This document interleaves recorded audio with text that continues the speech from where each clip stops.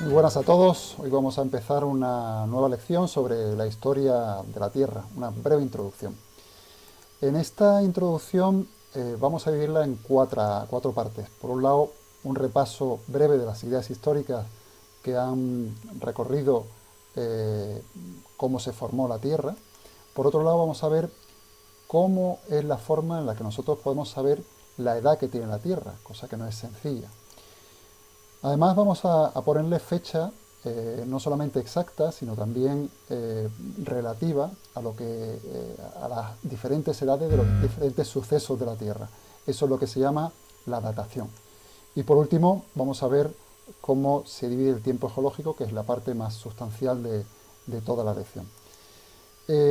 Nosotros empezamos, o lo que es la propuesta que se hace de cómo surgió la Tierra, se viene hablando desde tiempos remotos, ¿no? Empieza con las escrituras sagradas, que es el referente que se tiene en Occidente. La Biblia dice que la Tierra se creó en 6 días, ¿no? Hay un obispo anglicano muy famoso, que es James Ussher, el obispo Ussher, que proponía que se creó el 23 de octubre del 4004 a.C. O sea, fijaros con qué precisión se hacía, ¿no? Esa propuesta que hacía Ussher duró pues hasta el siglo XIX, cuando empiezan teorías mucho más fundamentadas en procedimientos científicos, ¿no? Hutton, que tenéis aquí en el siglo XVIII, pues propone la formación de las montañas, él decía que eran más jóvenes que el resto de la Tierra. Lyell de alguna manera abundó en lo que decía Hutton, y luego te vienen otras propuestas que calculan la edad de la Tierra en 90 millones de años, como Kelvin, o otras mucho más actuales, en la que ya se sabe que la Tierra tiene 4.500 millones de años, que es lo que hoy consideramos en la actualidad. La datación es la ciencia que trata de poner fecha a los sucesos que ocurrieron en la Tierra, ¿no? Y se hace esas técnicas, son las la llamada geocronología, ¿no? Hay dos técnicas fundamentales, dos grupos de técnicas. Por un lado, la llamada datación absoluta, que es la que da de forma precisa una edad concreta a un suceso geológico, pues una piedra determinada, un fósil pertenece a tal año, hace 4.000 años o hace 2 millones de años. Por tanto, le da una precisión más o menos ajustada a un suceso geológico. Y la datación relativa es más imprecisa. Lo que hace, por eso de ahí viene su nombre, lo que hace es simplemente decir que un suceso fue o ocurrió antes que otro o en medio de otros dos sucesos, ¿no? Es una forma también de ajustar o de ordenar en el tiempo diferentes sucesos geológicos. Una de las maneras que tienen los geólogos para ayudarse en la datación relativa es precisamente la llamada estratigrafía, ¿no? La estratigrafía es la ciencia que estudia los estratos, y un estrato pues son las capas de sedimentos que se van depositando a lo largo del tiempo, y después de determinadas condiciones se va depositando otro estrato. Esos estratos que se depositan en diferentes momentos y diferentes materiales son distintos, ¿no? Y nosotros podemos ver en un corte de una carretera que se ven perfectamente una serie de líneas que separan diferentes horizontes, ¿no? Esos son los estratos. Cuando nosotros vemos un conjunto de estratos ordenados, pues depositados de una forma continua, lo que se llama una serie sedimentaria. Bueno, pues el estudio de los sedimentos es una forma muy interesante de estudiar, darle datación o darle fecha a diferentes sucesos. Aquí tenéis un esquema con varios de los principios en los que se basa la estratigrafía para datar de forma relativa a los sucesos geológicos. Por un lado, hay uno que se llama el principio de identidad paleontológica, ¿no? Cuando nosotros, aquí tenéis varios estratos, por ejemplo el estrato 19, este de aquí, que vemos que tiene un conjunto, bueno, pues de fósiles que se ven aquí un poquito, que se llaman, concretamente se llaman ammonites. Bueno, pues cuando nosotros vemos un fósil y que sabemos de cuándo es, podemos datar a ese estrato. Eso es un poco lo que dice el principio de identidad paleontológica. los diferentes estratos que tienen fósiles semejantes pertenecen a la misma época. Si yo me encuentro en Málaga un estrato que tiene este tipo de fósil que se llama ammonite y me voy a otro sitio, me voy a Córdoba y de pronto encuentro otro estrato que tiene ammonites, pues puedo decir que este estrato que me encontré en Málaga y el otro que me encontré en Córdoba pues tienen la misma época, ¿no? Otro se llama el principio de continuidad lateral, que dice que si dos estratos pues están en una prolongación el uno de otro, tienen la misma edad, ¿no? Bueno, pues eso es fácil de entender. Por lo tanto, si aquí tenemos un estrato, el estrato 21, y aquí hay otro, estos dos estratos, que son continuos, pueden tener la misma edad. El principio de superposición, lo único que dice, que es de lógica absoluta, es que los estratos que están en la parte superior son estratos más modernos que los que están en la parte de abajo, lógicamente porque los más modernos van tapando a los antiguos que están en la parte inferior. Luego hay otro que se llama principio de inserción, que sí es interesante, que dice, bueno, pues las estructuras geológicas, que son las fallas y los pliegues fundamentalmente, son siempre posteriores al estrato al que afectan. Entonces, si lo vamos a ver dentro de un momentito, bueno, pues esto que tenemos aquí, esta falla que tenemos a la derecha de este dibujo, es posterior a la formación de esos estratos que han sido rotos por la falla. Entonces, en principio, el estrato 5 tenía que seguir aquí con este, el 6 con este, y así sucesivamente, pero sin embargo se ha roto. Esta fractura, que es una falla, es posterior a la formación de los estratos. Y luego hay el principio de la inclusión, que dice que los fragmentos de roca que están en el seno de otra roca son siempre más antiguos. Bueno, pues estos fragmentos de roca que tenéis aquí son más antiguos que el mismo estrato que se ha formado. Además, bueno, para que tenéis un ejemplo, esto es lo que sería la disposición natural de los estratos, desde el más antiguo, la parte inferior, el más moderno, pero sin embargo se pueden producir pliegues, como que tenéis en el dibujo A, o fallas, como que tenéis en el dibujo B. Lógicamente, los pliegues y las fallas hacen que los estratos tomen formas completamente diferentes, pero son siempre posteriores a la disposición natural de los estratos en forma de sándwich, como tenéis a la izquierda. Aquí tenéis un ejemplo también relativamente sencillo. Tenéis varios estratos, el 1 que es en amarillo, el 3 que tenéis aquí con rayitas y más blanquecino, y el 2 que es en naranja, ¿no? Bueno, pues este plegamiento es posterior a los estratos, por lo mismo que acabamos de decir hace un momentito. Y si nosotros nos fijamos aquí en los estratos del A al D, el A es continuo y de pronto tenemos el B, el C y el D con una falla que la rompe en este sentido. Si os fijáis, este estrato C se continuaría por este que tenéis aquí y este estrato que tenéis en azulito se continuaría por este. Bueno, pues la falla no afecta a la zona del A, por lo tanto se puede concluir que esta falla es posterior a B, C y D y anterior al A porque no lo rompen. Bueno, simplemente se puede sacar conclusiones a partir de los estudios de estas estructuras. Hay una forma de dar tiempo o de datar los sucesos geológicos de forma más precisa, que son esto que tenéis aquí, ¿no? Por un lado, las llamadas barbas glaciares, que no son más que estas líneas que se van formando en la base de los glaciares. Los glaciares sabéis que son masas de agua enorme, como si fueran ríos, que transportan masas descomunales de agua, que van rodando en piedras realmente, y esas estructuras van presionando al sedimento de la parte inferior, ¿no? Bueno, pues con el tiempo se van formando estas estructuras que se llaman las barbas glaciares. Si nosotros contamos esas barbas glaciares, podemos ver el tiempo que tiene ese glaciar. De igual manera, esto lo conocéis, que es el estudio de los anillos de los vegetales. Nosotros podemos ver cómo ha sido un año en función del grosor que tenga uno de los anillos de un árbol, por ejemplo, y podemos ver los años que tiene ese árbol, ¿no? Lo mismo se estudia con los moluscos, o lo mismo se estudia con los corales, o algo un poquito más complejo que lo vamos a ver al final que se llaman los estromatolitos, ¿no?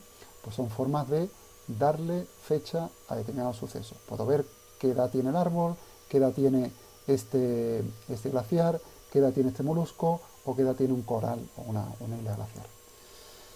Una forma de darle fecha justa a un suceso es lo llamado reloj geológico, ¿no? La datación absoluta.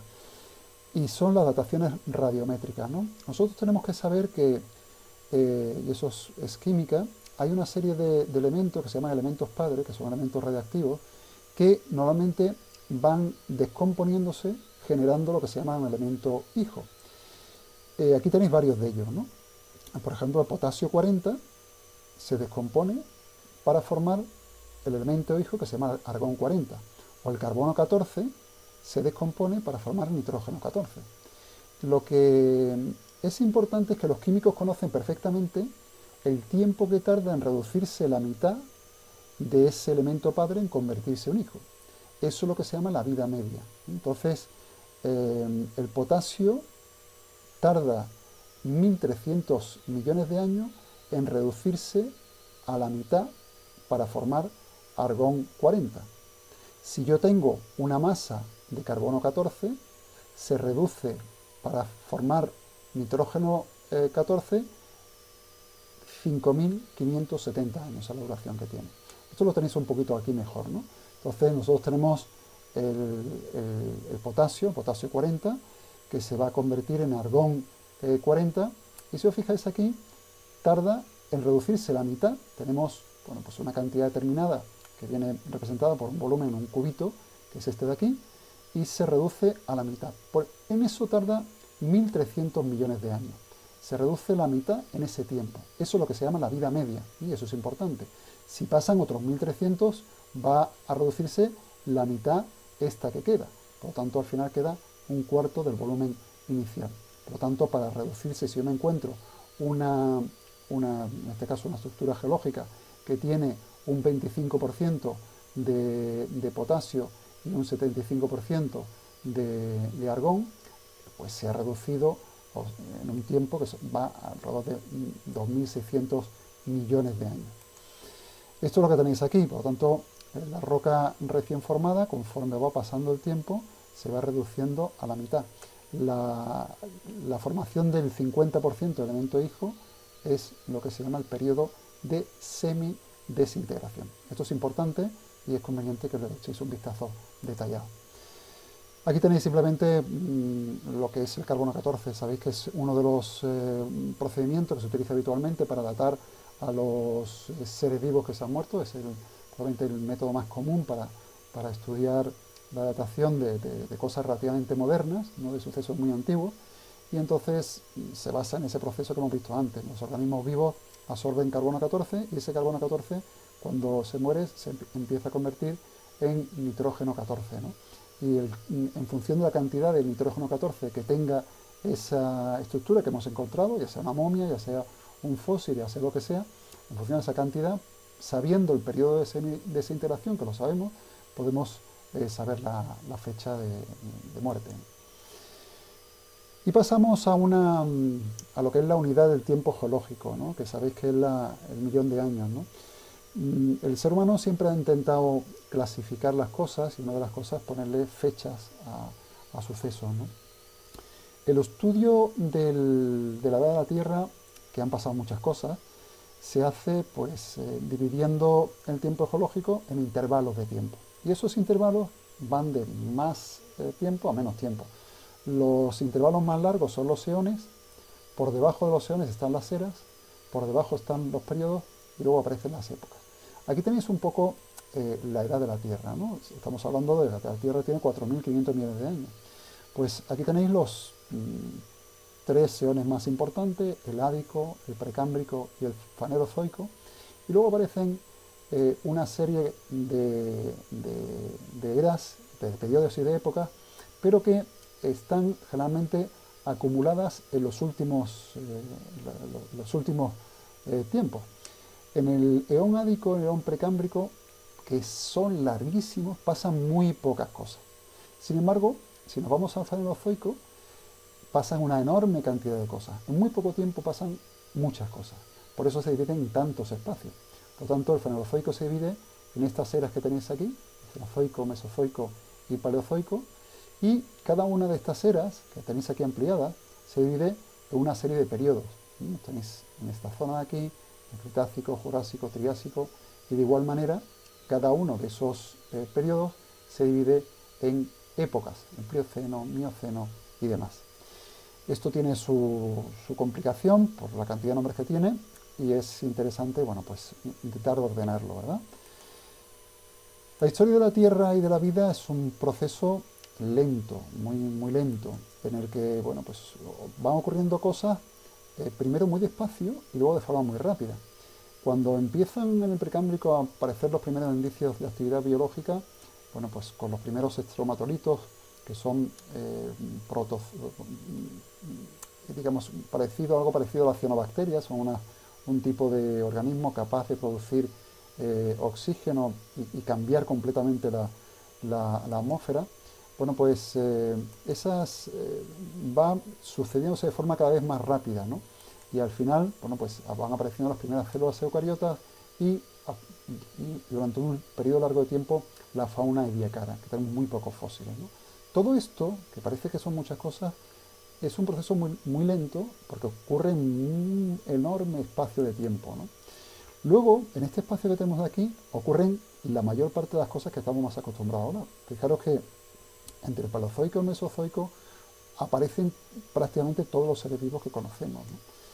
Y si nosotros nos fijamos en el último espacio de tiempo, el que tenemos aquí, que es el Cenozoico, es donde aparecemos nosotros, que aparecemos en los últimos momentos de ese conjunto de sucesos, ¿no? Esto, bueno, pues se suele hacer normalmente viendo un calendario. Pero antes de eso, comentaros cómo se formó la Tierra, ¿no? La Tierra se forma por un proceso de acreción. Había un polvo cósmico, ese polvo cósmico va haciendo que debido a la ley de gravitación universal, que las masas más grandes vayan atrayendo las masas más pequeñitas, ¿no? Entonces ese polvo y gas se va concentrando poco a poco y esa atracción gravitatoria hace que vayan teniendo una masa central más voluminosa y con más capacidad para agregar cada vez más sustancia, ¿no? Se forma lo que se llama el protosol y a partir del protosol, también por densidades, se van separando en diferentes órbitas que son los llamados primeros planetesimales, de los que derivan posteriormente a los protoplanetas y los planetas que conocemos hoy en día como la Tierra. Por lo tanto, el proceso es un proceso continuo en el que depende de enormes colisiones. Es un proceso, ya digo, muy caótico, donde el caos de choque de partículas pequeñas, grandes y medianas van generando los planetas. Esa historia os decía antes que lo normal es hacer una analogía, ¿no? Que vamos a hacer ahora dentro de un momentito otra, ¿no? La analogía más habitual es intentar, digamos, englobar toda la historia de la Tierra en un año, ¿no? Vamos a suponer que la historia de la Tierra se originó el 1 de enero, la Tierra se forma el 1 de enero y hoy día estamos a 31 de diciembre, ¿no? Bueno, pues aquí el 26 de febrero comienza la vida, por lo tanto ha estado casi un mes y pico la Tierra sola, sin absolutamente ningún tipo de organismo que lo habitara, ¿no? Pero luego, después de mucho tiempo, y estamos hablando de varios meses, de noviembre, a mediados de noviembre, aparece la explosión cámbrica. Una enorme cantidad de seres vivos aparecen casi de pronto. Poco tiempo después, la vida aparece en los continentes, estamos hablando del 28 de noviembre, y ya en diciembre, a mediados de diciembre, se forma el Océano Atlántico, ¿no? Hasta entonces ni siquiera teníamos el océano que separa nuestros continentes de Europa con América, ¿no? El 18 de diciembre, estamos casi a final de verano, están los reptiles deambulando por nuestro planeta, y el 25 de diciembre se extinguen. Los dinosaurios estuvieron durante muchísimo tiempo, ahora lo veremos dentro de un momentito, pero suponen en esta analogía que estamos haciendo muy pocos días, del 18 de diciembre al 25, ¿no? Aquí el 27, bueno, aparecen ya los mamíferos y el 31 de diciembre aparecen los homínidos. Por lo tanto, estamos hablando lo que decía hace un momentito. En muy poco tiempo En estos últimos meses ocurren la mayor parte de sucesos que nosotros estamos acostumbrados a definir como importantes, ¿no? Mientras que el resto es el tiempo necesario para que esos sucesos se hiciesen posibles. Pero ¿qué le ha pasado a la Tierra durante todo este tiempo para ser lo que es? La Tierra tiene alrededor de 4.600 millones de años, ¿no? Y durante todo este tiempo sufrió diversas transformaciones de amplitud global, que dejaron marcas bastante definidas a las rocas que componen la Tierra. Si nosotros somos capaces de identificar esas marcas, es posible dividir la historia de la Tierra en fases geológicas que construyen así lo que se llama la escala geológica del tiempo. Como es mucho más difícil razonar con intervalos de tiempo de orden de miles de millones de años, convertiremos nuestra escala geológica en un periodo de 24 horas. Es una analogía, como lo que hemos visto antes, hace un momentito, de un año, pues esta vez lo vamos a hacer durante 24 horas. Ahora vamos a imaginarnos una especie de máquina del tiempo, ¿no? En la que se puede desplazar, o nos podemos desplazar a una velocidad de 53.240 años por segundo. De esa forma, cada 18,7 segundos vamos a recorrer 1.000.000 de años, ¿eh? Que no es moco de pavo. En el principio, en el momento inicial, vamos a iniciar nuestro viaje a medianoche, a las 0 horas, cuando la Tierra fue formada, hace 4.600 millones de años, y cuando el universo tenía ya 9,1 millones de años. Ten en cuenta que el universo tiene 15.000 millones de años, ¿eh? La Tierra tiene 4.600, una diferencia sustancial. Vamos a desplazarnos hacia el presente, de abajo hacia arriba, vamos a fijarnos en este esquemita que tenemos a la izquierda, hasta el fin del cuaternario, sabiendo de antemano que tardaremos 24 horas exactas en ese viaje que vamos a hacer virtualmente, ¿no? Vamos a ver a nuestro planeta ser formado a partir del polvo, de gas, resultando una masa en evolución. A los 21 minutos, o casi los 22 minutos, que son 70 millones de años, la Tierra sufre una catastrófica colisión con otro planeta, que se llama Theia, que resultará la destrucción absoluta de este último.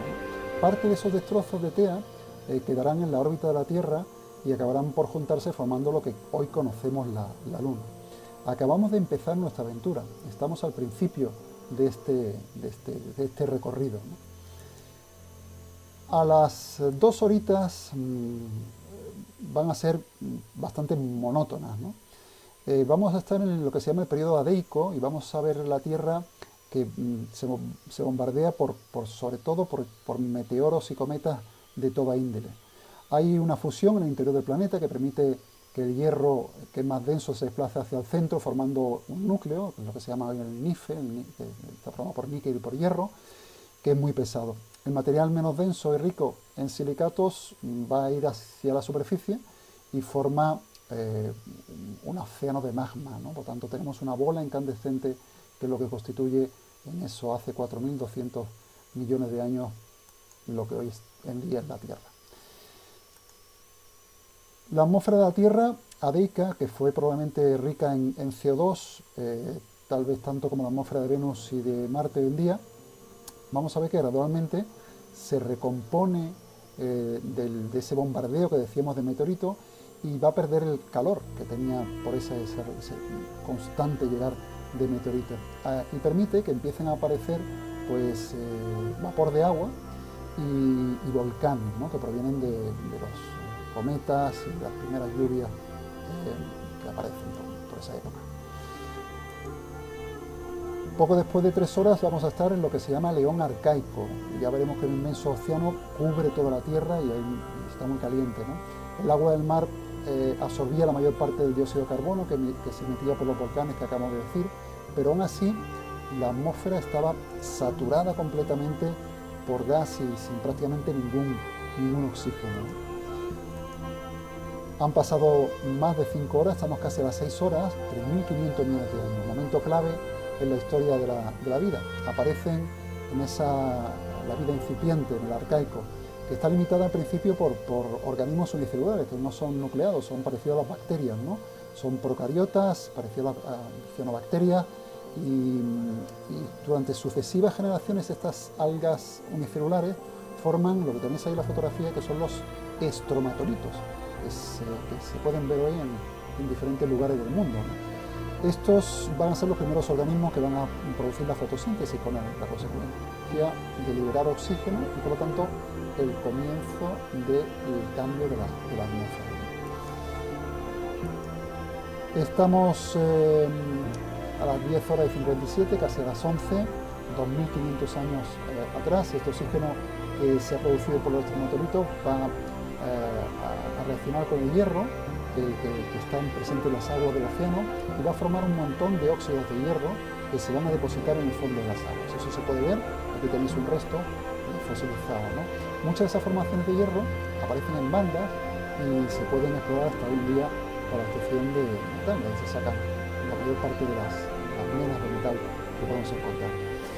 Cuando la mayor parte del hierro fue oxidado, el oxígeno puede escapar y pasa a contaminar de alguna manera la atmósfera terrestre, afectando a la vida anaeróbica hasta entonces, que era la que existía. Y entramos en el segundo de los eones, que es el proteozoico, que también suceden cosas importantes, ¿no?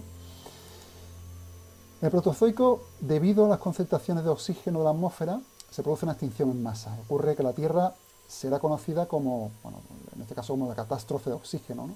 Una nueva forma de vida, dependiente del oxígeno, pasará a dominar el planeta, que son las bacterias aeróbicas. Eso es un cambio radical en todo lo que es la ecología de la Tierra, ¿no? Estamos a las 21 horas, hace más de medio millón de años, concretamente 542.000 años atrás, y ellas dominarán solas el planeta hasta poco después de las 21 horas. Estamos al final del eón proteozoico y debido a la orogénesis, que es la formación de la mayor parte de las montañas que van a ocurrir en el futuro, hay muy pocos registros fósiles de esta época, ¿no? La atmósfera ha cambiado muchísimo, gradualmente cambia de rojo hacia azul y hasta ahora estuvimos visitando el llamado precámbrico, que perduró por más del 88% de la historia de la Tierra. Ahora, bueno, pues a las 9:10 vamos a entrar en el fanerozoico. El paleozoico que se extenderá hasta las 22:41, un poco antes de las 11 de la noche. El paleozoico va a ser tan rico en eventos que se va a dividir en 6 periodos, ¿no? Y a partir de este punto no podremos ni pestañear, van a ocurrir muchísimas cosas de forma continuada y de forma muy acortada en el tiempo, ¿no? Bueno, pues una de ellas, la actividad volcánica del Paleozoico va a ser mucho más activa, se van a alternar periodos de calma con grandes explosiones en todo el planeta y vamos a estar en el primer periodo que es el que se llama el Cámbrico, que van a emerger 4 continentes, ¿no? Uno se llama Laurentia, que es parte central de América del Norte, la Báltica, que es la parte de Europa, Siberia, que ahora mismo es la región del oeste ruso, y un supercontinente, que es el hemisferio sur, que es lo que se va a llamar Gondwana. Aún no existían plantas ni nada en los continentes, nada más que había rocas desnudas, ¿no? Y bueno, pues a las 9:15 aparecen los primeros peces, las esponjas, los corales, los moluscos en el Cámbrico. Y el evento será de tal magnitud, de tal envergadura, que pasará a ser conocido como la explosión cámbrica, entendida como la explosión de vida, lo que suceden, aparecen muchos seres vivos. Fijaros que ya hemos recorrido un gran espacio, hemos recorrido estas 4 rayas y estamos en el principio de otra raya nueva, ¿no? En muy poco tiempo aparecen todos los filos de animales conocidos, es decir, todos los grupos de animales conocidos. Hay una explosión que produce una serie de ramas, cada una de ellas con nuevos grupos, los vertebrados, además de otros individuos que la ciencia no consigue ni siquiera clasificar, que todos ellos serán marinos por entonces. Además, bueno, pues parte de esa diversidad biológica se extingue al final del Cámbrico debido a la extinción más salvaje que ha habido y a una glaciación que hubo en esta época, y se estima que el 85%, fijaros, de toda la vida en el planeta se va a extinguir en ese periodo cámbrico. Siguen ocurriendo sucesos importantes. Entramos en el segundo periodo de la era paleozoica, en el Ordovícico. Los continentes aún están desérticos, se rebajan por la llamada epirogénesis, que son movimientos hacia arriba o hacia abajo de los continentes. Y el norte del planeta va a estar formado prácticamente todo por océanos. La mayor parte terrestre estará pues confinada al hemisferio sur. Los organismos pasarán a tener partes duras, conchas, dientes y tal, y como había muchos seres vivos con esas partes duras, son muy fáciles de fosilizar.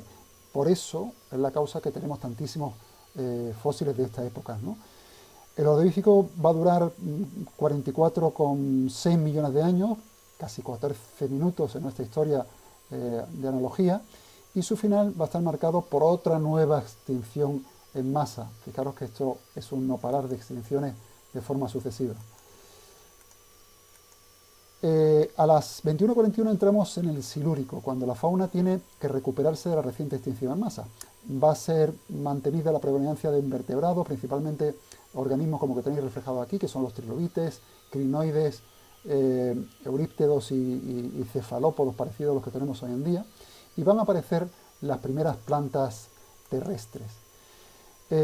Faltando poco más de 10 minutos de las 10 de la noche vamos a llegar al Devónico, y aquí ocurre una proliferación de los peces, por motivo por el cual el periodo es conocido por la edad de los peces, ¿no? El clima era muy caliente, el nivel de los océanos era alto, lo que hacía que muchas tierras estuviesen cubiertas por mares rasos, donde proliferaban grandes arrecifes de coral que eran muy proclives a estos organismos. Y en ese periodo surgen los primeros tiburones y los primeros anfibios, ¿no? Poco después de las 10 de la noche en nuestra analogía, llegamos al Carbonífero, cuando aparecen enormes bosques y pantanos que van a cubrir la mayor parte de la Tierra.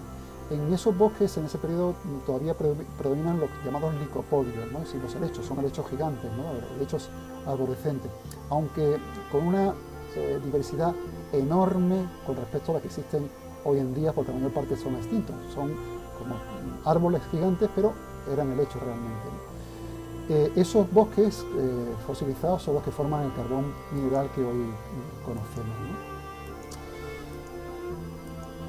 Finalmente, esos continentes van a ser invadidos por los insectos, millones y millones de diferentes especies de insectos, algunos de gran tamaño, ¿no? Entramos en el periodo pérmico, cuando el clima de la Tierra comienza a calentarse cada vez más. Algunas de estas especies de insectos van a sobrevivir hasta el final.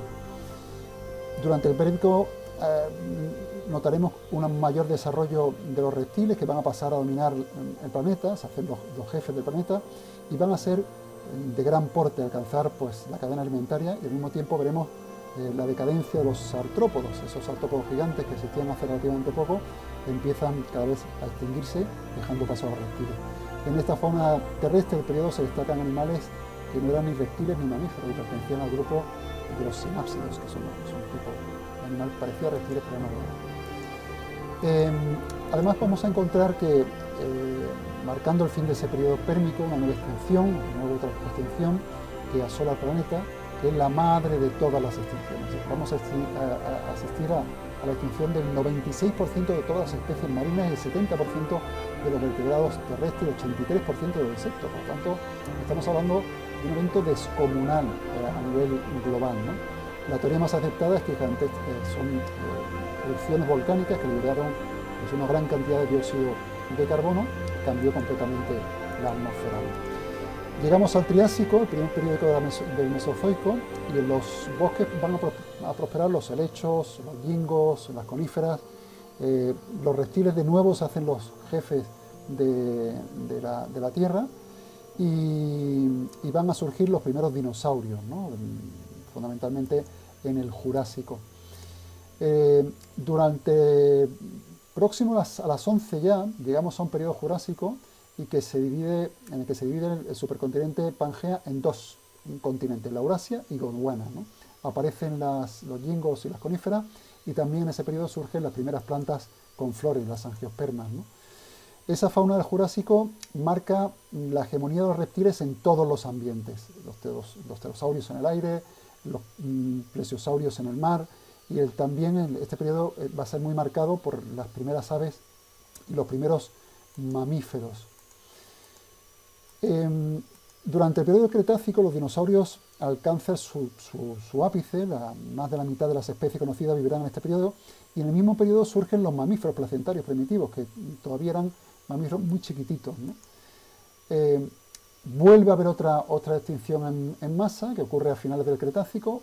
El registro de los estratos pues, muestra que hay una desaparición abrupta de las especies al final del Cretácico, que bueno, pues, probablemente producida por un meteorito en la península de Yucatán, en México, que es el que produjo la extinción de la masa de animales del Jurásico. Estamos casi en los últimos momentos después de la extinción de los dinosaurios, estamos casi, digamos, a las 12 de la noche, en el periodo de la era cenozoica, y el Paleógeno se divide en tres épocas: Paleoceno, Eoceno y Oligoceno. Aquí, bueno, pues encontramos algunos pequeños mamíferos y las aves dejarán la cima de la cadena alimentaria. El clima todavía está bueno, pues, caluroso y el planeta, de una forma general, se parece al del Cretácico. Hay, bueno, pues en el inicio del Eoceno las aves son predadores dominantes, pero con el tiempo los mamíferos van tomando cada vez más terreno, ¿no? Alrededor de las -10, de las 12 menos 10, el clima comienza a enfriarse y la vegetación próxima a los polos comienza a aparecer tundras y taillas. Esa alteración va a producir una extinción de los animales, otra extinción nueva de los animales de la época. Y alrededor de las 12 menos 10, entramos en el Oligoceno, hay una serie de procesos orogénicos que se inician en el Cretácico, aparecen los Alpes, aparecen los Cárpatos, aparece el Atlas en el norte de África, y eso genera también cambios en algunos seres vivos. Alrededor de las 23:53 entramos en el Neogeno, en la primera época del Mioceno, y aparecen los Pirineos, los Alpes, el Himalaya. La temperatura empieza, baja bastante más con respecto a la actual, y se origina la masa de hielo de la Antártida y empiezan los primeros simios. Hoy los insectos en aquella época se pueden encontrar fosilizados en ámbar. Bueno, pues después de las 23:58 entramos en el Plioceno, que se prolonga hasta hoy, que es cuando aparecen los sonidos reconocibles hasta el Australopithecus. Y así hasta nuestros días. En últimos casi segundos es cuando aparece el ser humano con todo lo que se supone de creación de urbes, creación de monumentos, creación de arte, creación de conocimiento, hasta nuestros días. Pues eso ha sido todo. Espero que os haya interesado y que os sirva sobre todo para el estudio posterior. Muchas gracias, nos vemos.